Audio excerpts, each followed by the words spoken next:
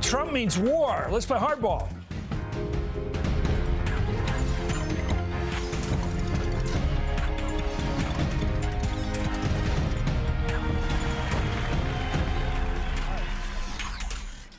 Good evening. I'm Chris Matthews in Washington. There's nothing I love as much, the great FDR said, as a good fight. Well, now we've got one. Donald Trump is not backing down on illegal immigration. He's daring the Republicans to go take the liberal side on the issue. He put out a tweet with a message from someone this weekend that said, Jeb Bush is soft on illegal immigration because his wife is Mexican. Yes, it's getting personal. The party that likes to pick its candidate on whose turn it is now in a street fight. Howard Fineman's the global editorial director with the Huffington Post. Kathleen Parker's a Pulitzer Prize-winning columnist with the Washington Post. Jonathan Capehart's an opinion writer also with the Washington Post. This weekend, Donald Trump went after Jeb Bush's family. Trump circulated a tweet, as I said, to his 3 million followers deriding Bush's Mexican wife, Columba. It read, quote, Jeb Bush has to like the Mexican illegals because of his wife, close quote. Well, Trump has subsequently taken that message down after he got it across, of course. Trump's attack came just hours after Jeb Bush ripped into Trump for his ugly rhetoric about immigrants. Here it is at a July 4th event. The New York Times reported that Jeb was asked if he took Trump's remarks about immigrants personally, given his family. Quote, Mr. Bush became a little cross. Yeah, of course. Also, absolutely, he said. Anyway, Bush then went on the attack. Let's watch him. His views are way out of the mainstream of what Republicans think. No one suggests that we shouldn't control our borders. I mean, everybody has a belief that we should control our borders, but to make these extraordinarily ugly kind of comments is not reflective of the Republican Party. Trump is wrong on this. He's doing this. I mean, he's not a stupid guy, so I don't assume he's like, he thinks that every Mexican crossing the border is a rapist. I mean, so he's doing this to inflame and to incite and to draw attention, which seems to be his organizing principle of his campaign. Politically, we're going to win when we're hopeful and optimistic and big and broad rather than, you know, just angry all the time. And this is an exaggerated form of that, and there is no tolerance for it. Anyway, Trump responded with this statement, quote, this is a very important issue which all the other candidates would have ignored had I not started this important discussion. Today, Jeb Bush once again proves that he is out of touch with the American people. In fact, Jeb believes illegal immigrants who break our laws when they cross our border come out of love. In fact, that was his line. So, Howard, this is getting nasty, and I'm sort of enjoying it. But the thing is, I'm enjoying it also because I think it's going to force the Republican Party to take a position. If they really wanted to deal with the immigration issue, the House of Representatives would have gotten off their butt and signed on to the Senate bill and dealt with this issue. As long as the American leaders, the elite, don't deal with this issue, there's an opportunity for guys like this to demagogue. I think that's right, Chris. They don't want to deal with it. I think the fact that the Republicans shied away from it, and even some other Republican presidential candidates like Marco Rubio, who started out trying to be for reform, backed away, created an opportunity for Trump. Now, I just spent the July 4th weekend in New Hampshire, and looking at it through the eyes of conservative Republicans that I talked to there, they don't think that Donald Trump can win the nomination. They know there's a ceiling on Donald Trump, but they don't dismiss him. And the reason they don't... Are these people pros or regular people? No, both pros and regular people. But the pros, interestingly enough, don't view him as a clown. They view him as a force. And because of his message on immigration, which has a sort of us against the world tinge to it, it plays in New Hampshire. Don't forget, in the Republican primary in 1996, Pat Buchanan, who ran on a somewhat similar theme of keep the people out, won that primary, and Donald Trump is going straight after those people. Pitchfork people. Straight after pitchfork people on immigration. I was up there too, Catherine. I saw Pat Buchanan. There is a right up there. In the case of Pat, a lot of it were pro-life people. But this attitude of we're not Yankees, we're not old, wonderful, old, moderate Republicans. We're tough-ass people that moved up here to get away from Massachusetts and taxes, and they're angry. Will it work? Well, look, I don't think Donald Trump speaks for the Republican Party. I think he speaks. How about on immigration? I think he speaks for Donald Trump. I think what his appeal is thus far is that he's said something. They like his brashness. They like the fact that somebody's at least saying something about this problem that we have, and when it is a problem. Does anybody trust Jeb Bush is going to get tough on illegal immigration? Just a simple question. Does anybody think Jeb Bush will get tough on illegal immigration? I think Jeb Bush will come up with a conversation that, you know. That's my point. That's my point. What do you mean? Is he going to put drones and No. Stop illegal hiring, which is in the bill. Pass the bill. The Senate passed the bill. Well, it stops illegal hiring. I can't answer that question. That's what my question is. That's my question. And until the Republican establishment, in the face of Jeb Bush, forget the fact that his wife's Mexican and all that. He is the establishment. Until the establishment of the Republican Party walks forward and says, and John Boehner has to do this, we are serious about stopping illegal immigration and regulating it in a progressive fashion, but it's not going to be helter-skelter who wants to get across the border anymore. John, well, nobody wants to take this on. You know, if it was the midterms and then now it's the national election, nobody's going to do anything now. Well, Lindsey Graham is, of all people. I have not been to New Hampshire. I have not spoken to anyone, but I am here to declare that Donald Trump is a clown.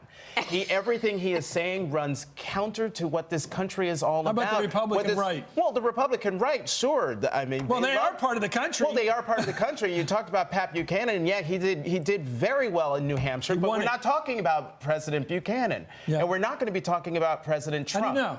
How do I know? Yeah. Look, if the United States. Well, look, if the Republican Party wants to nominate Donald Trump, go right ahead. Please They're not going to do that. But if the American people see fit to elect someone as native as Donald Trump as president, anyway, Ted Cruz has already sided up with him. He's standing up with Trump. Here's Cruz on Meet the Press yesterday. You've spoken. Now here's Cruz. My turn. Oh, great.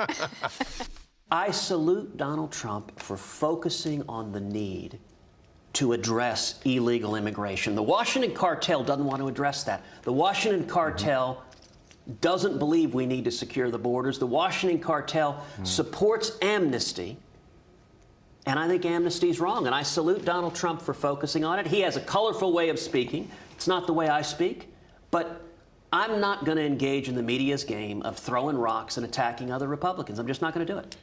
Well, he has been attacking Republicans most of his Senate career, but that's all right. Chris Christie called him on that. Yeah. And I think Ted Cruz is hoping that he avoids the gaze of the Terminator here, and the clown Terminator in Donald Trump, because that's exactly like Uday and Kusei at a restaurant. Yeah. Don't let him look at you. Don't let him look at you. Don't let him look at you. Don't let him look at you. I'm okay with you. I'm okay with you, Donald. It's not that far away. A month from now, Kathleen, a month from now we have a debate. Fox News is having it. It's going to be a debate with 10 people.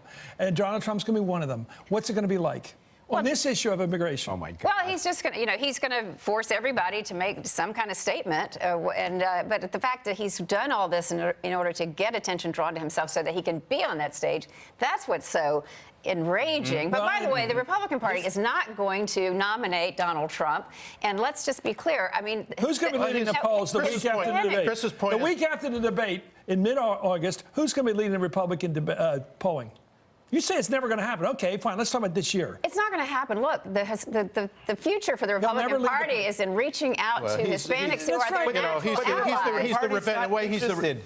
I mean, by the way, the largest growth in the evangelical church is among Hispanics. I know. And the largest Well, he's a killer. He kills the party in the general election. He kills the party in a general election in the fantastical chance that he would become the nominee. Well, He'd kill the party. However, he's going to be a force in the primaries for a whole lot of different reasons: the plain speaking, the immigration, the entrepreneurship, a whole lot of the TV star. So he's the revenge. He's the revenge of the party on itself. I think he's a factor. That's true. You know why? Because it's so weak at the top. Anyway, Right, exactly. Rick Perry is leading the charge against Trump. Here's Perry on yesterday's This Week. Donald Trump does not represent the Republican Party. I was offended by his remarks. He's going to have to defend those remarks. I never will, and I will stand up and say that those are offensive, which they were. Well, Trump responded by tweeting, Rick Perry failed at the border. Now he is critical of me. He needs a new pair of glasses to see the crimes committed by illegal immigrants. It's just the way this is high school. Now, this fighting by tweeting, this like the tweeting arena just makes. Well, wait, I mean, this is classic Donald Trump. Whether you're Rosie O'Donnell or some other person on Twitter, he takes the flamethrower and he cooks you with his criticism. criticism. And that's great on Twitter, and I guess it might work when you're going up against fellow Republicans for the nomination, but eventually I hope that the Republican primary voters, as this goes along, will, take the sleep out of their eyes and realize that this guy, as Kathleen said, is only out for Donald Trump. Can I tell you something else up in New Hampshire? He has worked the phones up there. He's had dinner a couple times with the editor of the Manchester Union Leader, one of the most powerful Republicans in the state. He's donated to the family of James Foley, the journalist who was killed. Well, that's a good thing to do. Yes, it's a good thing to do, and he's let the word out that he's done that quietly. He got the word out. Oh, you did get the word out. So quiet. Well, but he didn't advert. What I'm saying is he didn't send out a tweet about it, okay? He's operating on several levels. I think Trump would fizzle of his own power if we were not so attentive to him, because the only people that the Republican base would dislike more than someone like Trump, who says these awful things, is this crowd. Okay, and as long as we're on anyway, him, moments they're gonna ago, love him. thank you for that scurrilous comment. It's a compliment to Anyway, us. moments ago, Donald Trump spoke to NBC's Katie Turr, who asked him about his attack on Jeb Bush. Let's watch. This is up to date. Can you clarify exactly? I mean, your statement clarified it, but can you clarify it on camera? I think the polls are testament. You see what's happening, and now they say I'm going even higher. So I think the country is fed up with what's going on. You know, in the old days, they used the term silent majority. We have the silent majority back, folks. Well, if you look at all the polls in Iowa, you in New Hampshire, the polls in Iowa suggest a very tough attitude among Republican primary voters about illegal immigration. Basically, their policies go home. So, self-deport, leave. We don't want to make you American. It's much tougher than most people, but it is that view out there. No, yes, it is that view out there, and it's disheartening because this being a nation of immigrants, a lot of whom were illegal, a lot of whom came here not under their own volition, and so now you've got these people who want to kick everybody out and keep everybody else out. That's not how this country grows, and that's not what this country is about. Run for office in Iowa. Anyway, nationwide, 62% of Republican primary nationwide say they're opposed to a candidate who supports a pathway to citizenship for undocumented immigrants.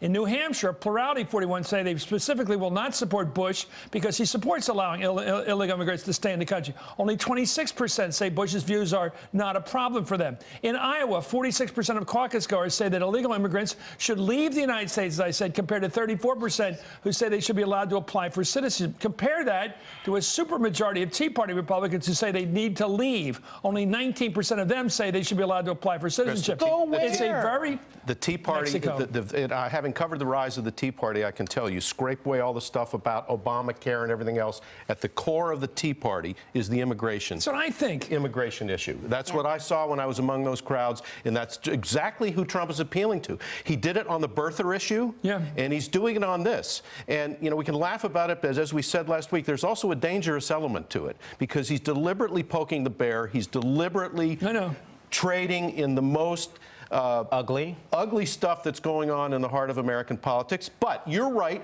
since the Republicans were too chicken to deal with the issue. As long as they know the door's open, nobody's moderating who comes in and checking on it. Nobody's making people apply. Well, guess what? As long as that's the case, they're going to say, let the screamer win. By the way, John Kasich, the governor of Ohio, he's not announcing to the 21st. He's probably not even going to be in the debate in Ohio. I mean, that thing on August 6th is in Cleveland. Trump's going to take his spot. Trump will take his spot. Well, it'll be interesting to see if anybody takes Jonathan's position in that debate and really challenges heart to heart and say this is un-American. We'll see.